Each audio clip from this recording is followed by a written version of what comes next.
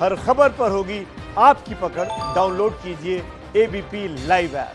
अगर हम आपसे कहें कि क्या आप वैक्सीन लगाएंगे, तो आप तपाक से कहेंगे अरे भाई ये कैसा सवाल है, हाँ लगाएंगे।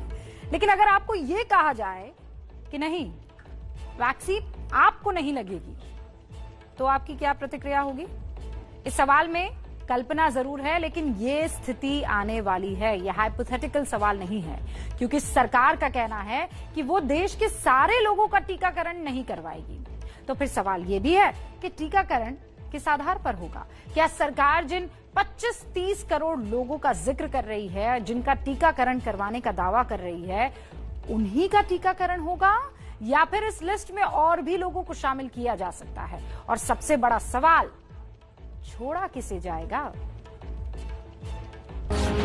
95 लाख केस, यह है भारत में कोरोना से संक्रमित होने वाले कुल लोगों की संख्या। 1,38,000, और यह है कोरोना से जान गंवाने वाले लोगों की संख्या।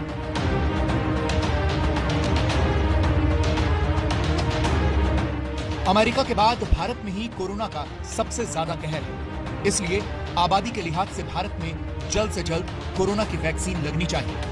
लेकिन अभी फिलहाल ऐसा संभव होता नहीं दिख रहा। इसके बहुत से कारण हो सकते हैं, लेकिन मुद्दा ये नहीं है। जब भी कोरोना की वैक्सीन आएगी तो सभी लोग चाहेंगे कि उन्हें ये वैक्सीन लगे, ताकि वो इस जानलेवा बीमारी से बचे रहें। लेकिन भारत सरकार ने यह साफ कर दिया है कि सभी लोगों को वैक्सीन नहीं लगाई जाएगी। Is to break the virus chain of virus transmission. So if we are able to vaccinate a critical mass of people and break that virus transmission, then we may not have to vaccinate the entire population. The role of masks is also vitally important, and that will continue even after the vaccination, because we are starting with a small population at a time, and therefore the mask will be protective and should continue to be used. सरकार ऐसा क्यों कह रही है, उसे हम आपको आगे समझाएंगे। लेकिन सवाल ये है कि वैक्सीन किसे लगेगी और किसे नहीं, ये कैसे तय होगा? वो कौन लोग होंगे जिन्हें टीका नहीं लगेगा? क्या किसी एज ग्रुप के लोगों को टीका नहीं लगेगा? टीका नहीं लगवाने के लिए लोग मानेंगे कैसे? जिसे टीका नहीं लगा, क्या उसे कोरोना का खतरा नहीं होगा? जिसे टीका नहीं लगा, उसके साथ कुछ गलत हुआ तो कौन जिम्मेदार होगा? ये कुछ ऐसे सवाल हैं जिनके जवाब अभी तक नहीं मिले, लेकिन ये बहुत ही महत्वपूर्ण सवाल है। जानकारों का मानना है कि सरकार का ये फैसला सही है, लेकिन कोरोना का टीका लगाने की प्राथमिकता भी सरकार को तय करनी होगी। किन लोगों को नहीं कहेगी सरकार लगाने के? प्रॉब्ली जिसको एक्टिव इन्फेक्शन है, और किसी को ऑलरेडी इन्फेक्शन है तो ऑब्वियसली उस टाइम पे वैक्सीन नहीं लगानी। जिनको अभी अभी रिकवर हुए हैं और उनकी एंटीबॉडीज अच्छी खासी बॉडीज में है, तो क्या उनको वैक्सीन लगाने का फायदा होगा? ये भी एक बात देखनी है। शायद नहीं हो, उनको भी बोला जाएगा कि अभी रुक जाइए। चीजें पूरी एक रोड मैप बनेगा, देखा जाएगा, कमिटी बनेगी, सब एक्सपर्ट्स बैठेंगे, तब डिसाइड किया जाएगा। 100% लोगों को वैक्सीनेशन की जरूरत पड़ेगी। 20-25% लोगों को एंटीबॉडीज बन चुकी होंगी, बच्चों को जरूरत नहीं है। 40% लोगों को भी सरकार वैक्सीन का इंतजाम कर देती है फर्स्ट फेज में, तो भारत के अंदर में साइकिल टूट जाएगी। पर्पस हमारा डिसीज साइकिल को तोड़ना है, ना कि 100% लोगों को इम्यूनाइज करने का है। यानी एक्सपर्ट्स बता रहे हैं कि बच्चों को टीका नहीं लगेगा। वैसे भी कोरोना की किसी भी वैक्सीन का 18 साल तक के बच्चों पर ट्रायल नहीं हुआ है। यानी कोरोना की मौजूदा वैक्सीन बच्चों को नहीं दी जा सकती। भारत में 0 से 18 साल तक के बच्चों की संख्या 39% है, जबकि 0 से 14 साल तक के बच्चों की संख्या 31% है।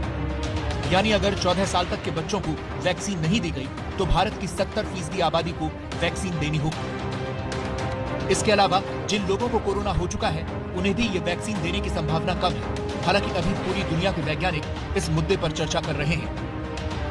जो नेशनल एक्सपर्ट ग्रुप है वैक्सीन एडमिनिस्ट्रेशन के बारे में, जिसकी अध्यक्षता doctor VK. Paul, member NITI Aayog करते हैं, उसके मैंडेट में एक मैंडेट ये भी है, और इसके बारे में विश्व के अनेक देश सोच रहे हैं कि क्या आपको ये देखना चाहिए वैक्सीनेशन के समय कि जिस व्यक्ति को आप वैक्सीनेट कर रहे हैं उसमें एंटीबॉडीज़ हैं कि नहीं हैं।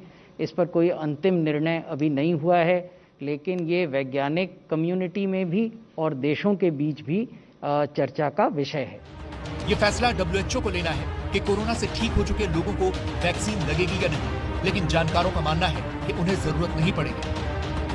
किसी व्यक्ति को वैक्सीन नहीं लगी है और वो किसी संक्रमित व्यक्ति के संपर्क में आएगा तो फिर बिल्कुल संक्रमण हो सकता है। इसकी अगर आप देखिए दिल्ली का सीरो सर्वे कि 28%, 1/3 हम कहते हैं कि लोगों में इन्फेक्शन हो चुका है और उनको एंटीबॉडीज बन गए, ये सीरो सर्वे में सामने आया। तो इसका मतलब ये हुआ कि हमारी 30% दिल्ली की जनता को इन्फेक्शन हो चुका है और उनको अब कुछ न कुछ जो इम्यूनिटी है, रोग प्रतिरोधक क्षमता, वो बन गई होगी। सरकार के इस बयान पर राजनीति भी शुरू हो गई है। दिल्ली सरकार ने अभी से कह दिया है कि वैक्सीन सभी को दी जानी चाहिए। देखो, केंद्र सरकार की नीति है, वही बता सकते हैं, और हमारा ये मानना है कि अगर वैक्सीन सफल होती है और दी जाती है, सबको देनी चाहिए। दिल्ली को केंद्र सरकार देती है तो हम 3-4 हफ्ते में पूरी दिल्ली को लगा। देखिएगा, ये तो केंद्र सरकार की नीति के ऊपर है, पर देना चाहिए, हमारा कहना है। कुछ कहा सचिव ने, कुछ और कहा, तो किसकी बात मानेंगे देखते हैं, पर सरकार की बात माननी चाहिए। अब ये समझिए कि अगर 60 से 70% लोगों को वैक्सीन लग गई तो बाकी लोग बचेंगे कैसे, और मेडिकल की भाषा में इससे संक्रमण की चेन कैसे टूटेगी। ये हर्ड इम्यूनिटी से संभव होगा। हर्ड इम्यूनिटी क्या होती है, पहले ये समझिए। हर्ड इम्यूनिटी का सीधा मतलब हुआ इंसानों के एक बड़े समूह को किसी बीमारी के खिलाफ सुरक्षित करना। एक बड़ी आबादी को उस बीमारी की वैक्सीन देकर प्रतिरोधक क्षमता विकसित की जाती है। अगर कुछ लोग छूट भी जाते हैं तो बीमारी उन्हें असर नहीं करती। ऐसा ही चेचक, खसरा और पोलियो के साथ हुआ है। दुनिया भर में लोगों को इसकी वैक्सीन दी गई और ये रोग अब लगभग खत्म हो गए हैं। कोरोना वायरस के संबंध में भी ऐसा ही माना जा रहा है। ऐसा होगा कैसे, इसे जरा एक एनिमेशन वीडियो से समझिए। अगर सिर्फ कुछ लोगों की ही इम्यूनिटी मजबूत है तो ये वायरस ज्यादातर लोगों को आसानी से संक्रमित कर सकता है। लेकिन अगर ज्यादातर लोगों की इम्यूनिटी मजबूत होगी, चाहे वो संक्रमण के बाद ही क्यों न हो, तो इससे वायरस का फैलाव रुक जाएगा। जिसकी प्रतिरोधक क्षमता अच्छी होगी उस पर वायरस असर नहीं करेगा और फिर वो आगे नहीं फैलेगा। सरकार की उम्मीद भी यही है कि टीका लगने से हर्ड इम्यूनिटी बन जाएगी और कोरोना वायरस के संक्रमण की ये चेन टूट जाएगी।